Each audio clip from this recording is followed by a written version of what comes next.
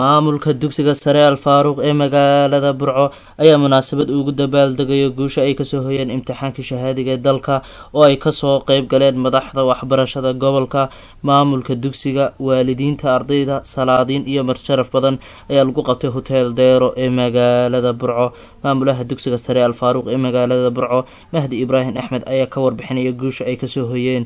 imtixaankii shahaadiga ee dalka. imtixaan kasta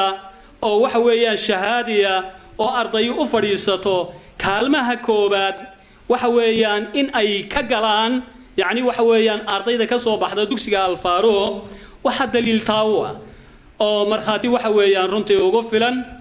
dafcadan ugu dambeysay ee aan xafladeedii hadda waxa weeyaan ka hadlayn waxayna mar ahaan ka koobnay 79 arday 78 kamidii waxay ku baxeen A iyo B hal ardayna waxa uu ku baxay C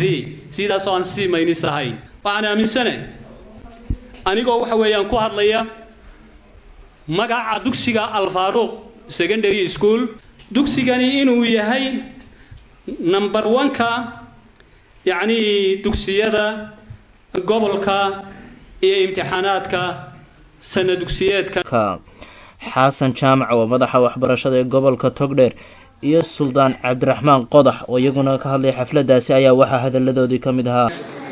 tamaare 2014 in gobolka guud ahaan waxbarashada ama imtixaankii shahaadiga guul soo hooyay oo ay ku yeelanay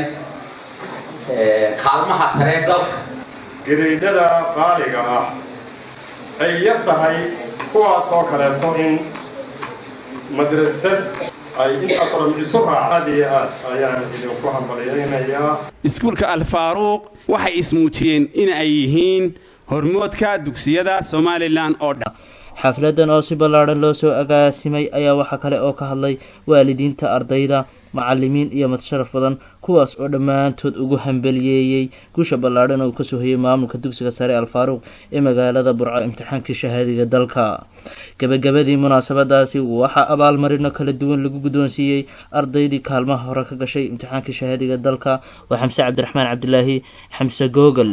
meediyaha caalamiga Al-Faaruq News, Burco.